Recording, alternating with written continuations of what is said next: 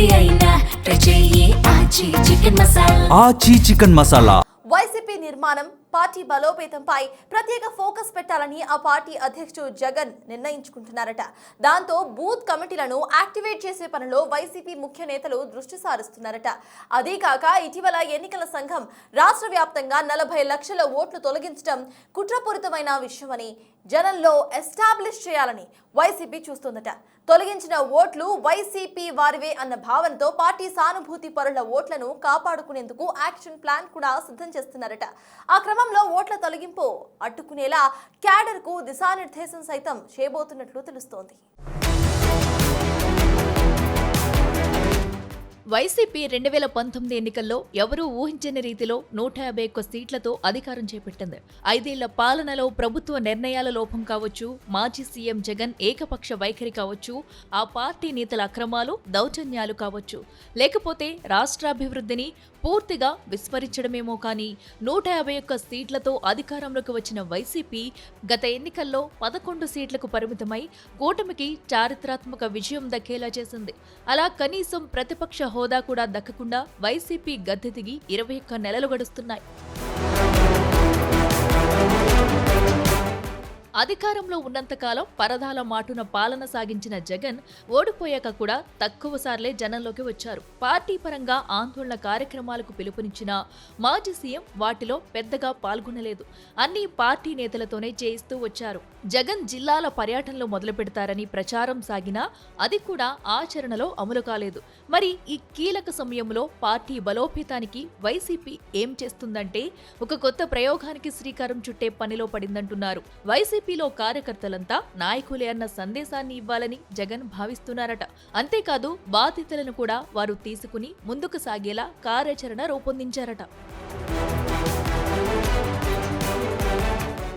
ఇప్పటిదాకా దేశంలో ఏ రాజకీయ పార్టీ అయినా సంస్థాగతంగా పటిష్టం అంటే సభ్యత్వం నమోదుకే అధిక ప్రాధాన్యత ఇస్తూ వస్తుంది. వైసీపీ మాత్రం దానికంటే మరో అడుగు ముందుకేసి సభ్యత్వం కాదు బాధ్యతలే ఇస్తానంటుందట. క్యాడర్ కి కీలక బాధ్యతలు అప్పగిస్తే వారంతా కేవలం పార్టీ సభ్యుడని స్టాంపు వేయించుకుని మూలన ఉండకుండా పార్టీ పదవుతో క్రియాశీలకంగా ఉంటారని ఆలోచిస్తున్నారట.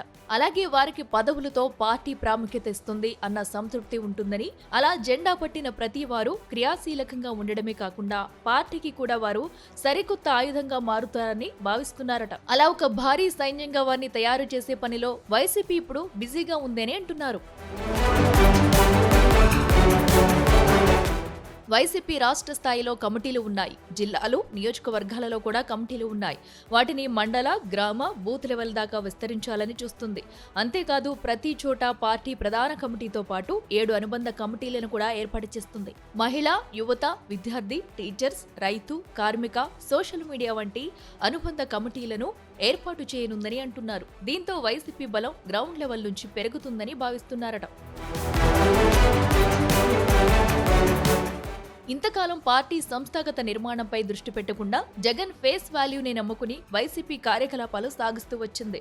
అయితే క్షేత్రస్థాయిలో పటిష్టంగా ఉండటం ఎంత అవసరమో జగన్ తెలుసుకున్నారంటున్నారు. అందుకే పార్టీ హైకమాండ్తో నేరుగా గ్రామ స్థాయి కమిటీలను అనుసంధానం చేయాలని, పార్టీ పరంగా ఒక పిలుపు ఇస్తే చాలు కూటమి ప్రభుత్వానికి వ్యతిరేకంగా ఆందోళనలు ఎక్కడికక్కడ రీసౌండ్ ఇచ్చేలా ఉండాలని వైసీపీ అధ్యక్షుడు ఆలోచిస్తున్నారట. ప్రతి నియోజకవర్గంలో కనీసంగా 12,000 మంది దాకా వైసీపీ సైన్యం ఉండేలా ప్రణాళికలు రెడీ చేస్తున్నారట. మొత్తం 175 అసెంబ్లీ నియోజకవర్గాల్లో ఏకంగా 18 లక్షల మంది భారీ సైన్యం ఉండేలా చేసుకుంటే కంటిన్యూస్ గా ప్రభుత్వం మీద ప్రజా పోరాటాలు చేయడానికి వీలవుతుందని అంచనా వేస్తున్నారట. అంతేకాదు ప్రతి నియోజకవర్గంలో ఒక కీలకమైన ఓటు బ్యాంకుగా తమ సైన్యం ఉండాలని, జనాలని మోటివేట్ చేసే బలమైన శక్తిగా ఈ కమిటీలు పనిచేయాలని టార్గెట్ పెట్టుకున్నారట. మొత్తానికి ఉగాది తర్వాత జగన్ సైన్యం రంగాల్లోకి దిగబోతుందని ప్రచారం సాగుతుంది. అందులో భాగంగానే కేంద్ర కార్యాలయంలో పార్టీ బూత్ కమిటీ విభాగాల రాష్ట్ర స్థాయి సమావేశం జరిగింది. పార్టీ జోనల్ ఇన్ఛార్జీలు, పార్టీ జిల్లాల అధ్యక్షులు, పార్టీ జిల్లా స్థాయి బూత్ కమిటీల అధ్యక్షులు హాజరయ్యారు. రాష్ట్రంలో జరుగుతున్న ఓటర్ల జాబితా సవరణ, స్పెషల్ ఇంటెన్సివ్ రివిజన్లపై సమావేశంలో చర్చించారు. అధికార పక్షం చేసే అవకతవకలు, అక్రమాలను అడ్డుకోవడంతో పాటు ఎక్కడా పార్టీ ఓట్లు తొలగించకుండా చూడాలని పార్టీ శ్రేణులకు దిశానిర్దేశం చేశారట. ఈ సమావేశానికి ముఖ్య అతిథిగా హాజరైన party state coordinator Sajjala Ramakrishna Reddy స్వయంగా జగన్ అభిష్టాన్ని వినిపించారు. ఉన్న ఓట్లు తీసివేయకుండా, అక్రమ ఓట్లు చేర్చకుండా చాలా జాగ్రత్త పడాల్సి ఉంటుందని సజ్జల సూచించారు. ఈ సమావేశంలో YCP MLC, party central office incharge Lella Appireddy మాట్లాడుతూ అధికార పార్టీ ఆగడాలు, వైసీపీ శ్రేణులను టార్గెట్ చేసి వేధిస్తున్న తీరుపై అందరూ అప్రమత్తంగా ఉండాలని మార్గనిర్దేశం చేశారు. 2029 ఎన్నికల్లో ఏ విధంగా ముందుకు సాగాలనే దానిపై అందరూ దృష్టి పెట్టాలని, పార్టీ ఓటర్లను తొలగించకుండా కాపాడుకోవడం మన కర్తవ్యమని బోధించారు. రానున్నది మంచి కాలం, మనమంతా కష్టపడి పనిచేసి మళ్లీ వైసీపీని అధికారంలోకి తీసుకురావడానికి కృషి చేద్దామని పిలుపునిచ్చారు.